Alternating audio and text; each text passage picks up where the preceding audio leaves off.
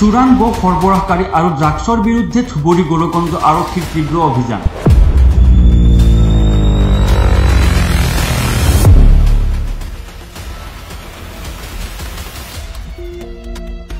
চোৰাং গো সৰবৰাহকাৰী আৰু ড্ৰাগছৰ বিৰুদ্ধে ধুবুৰী গোলকগঞ্জ আৰক্ষীৰ তীব্ৰ অভিযান। আৰক্ষীৰ অভিযানত 3টাকৈ গৰু 13টাকৈ কফ চিৰাপৰ বটলসহ 2জনক আটক গোলকগঞ্জ আৰক্ষী।